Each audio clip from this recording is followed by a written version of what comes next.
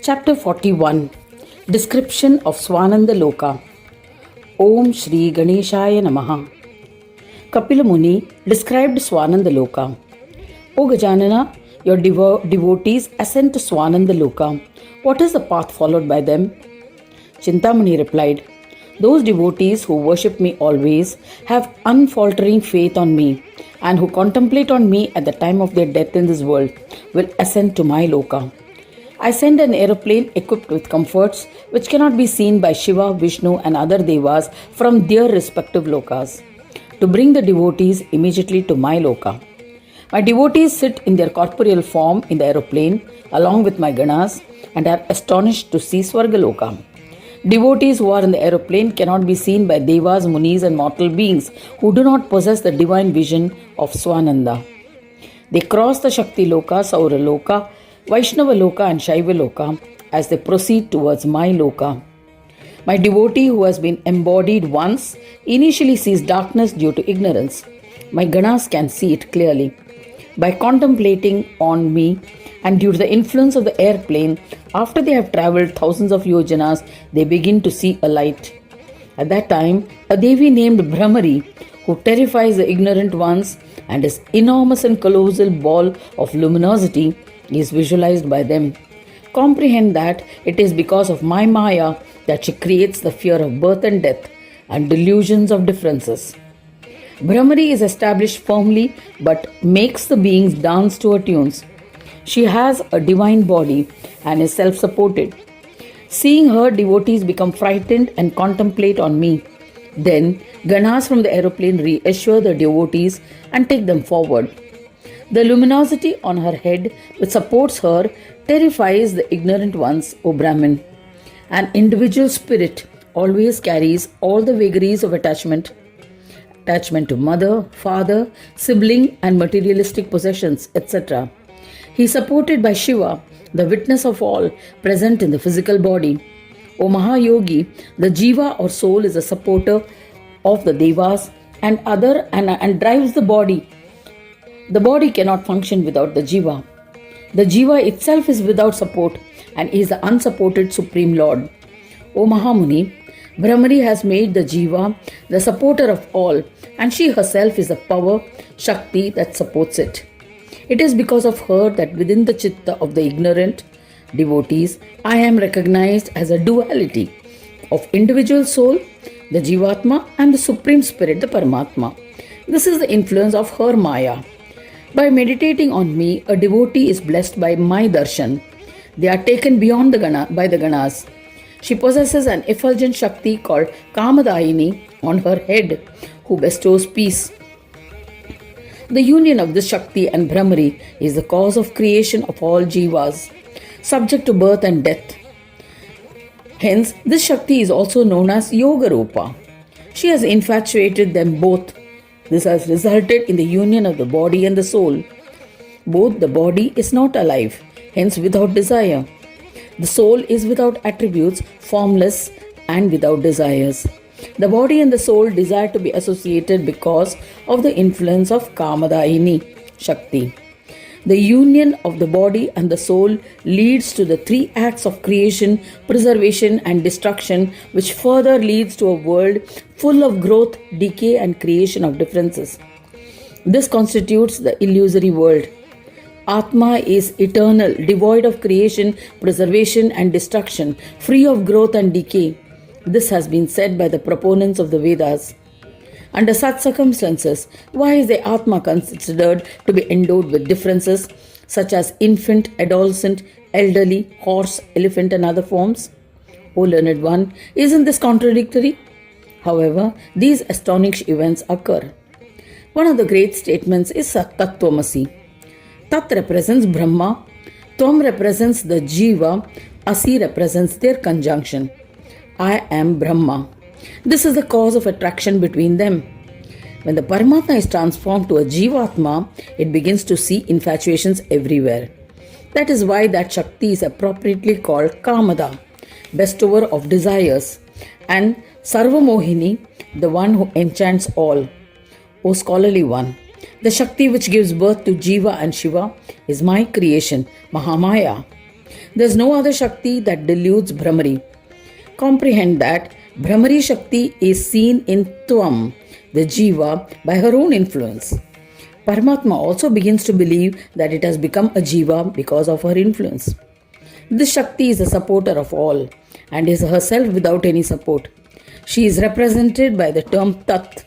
There is no other Shakti who bestows desire to Kamada Shakti. This Shakti is represented by Asi.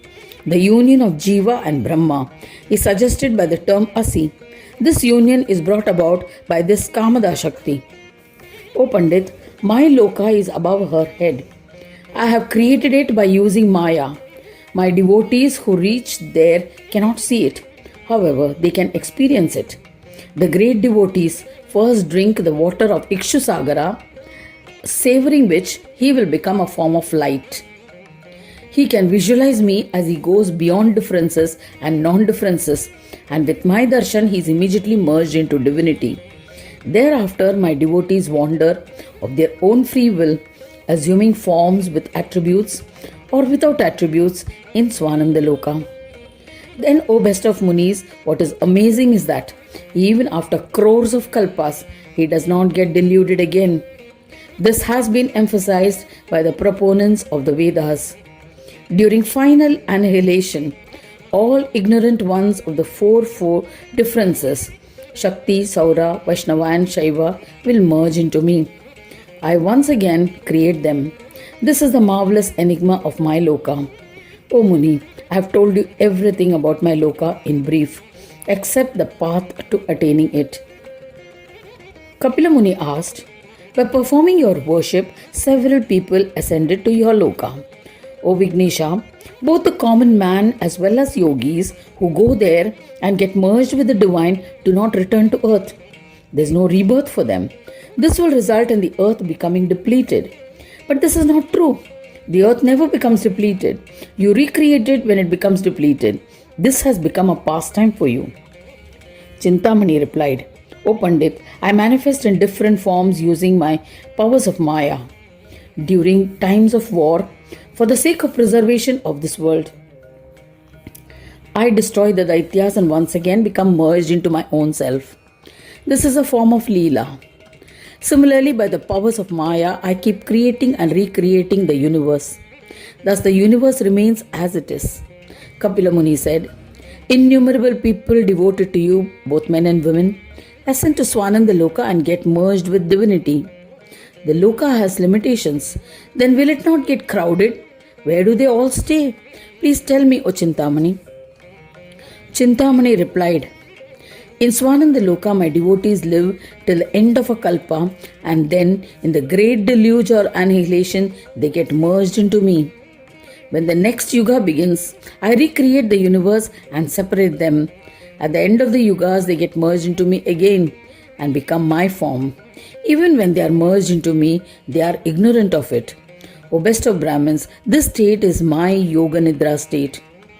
The great sleep of the Supreme Brahma during the period between one annihilation and recreation of the universe. When Yogindras reside in Svananda Loka are merged into me, they are not aware of that state. Once again, when it is time for creation, all of them who are engulfed in ignorance are created by me through my Maya. Those Yogindras who are merged into me with complete awareness do not take birth again at the time of the new creation. They continue to reside in Svananda Loka. Those who live in Svananda Loka attain Sayujya Mukti at the end of every kalpa and are merged in me. So the Svananda Loka does not get crowded. Kapila Muni asked, O Vignesha, what happens to those who are desirous of being devoted to you with love but are unaware of yoga? Where do they reside? If the number of your devotees keeps on increasing every kalpa and they keep arriving, then where they will stay in your loka?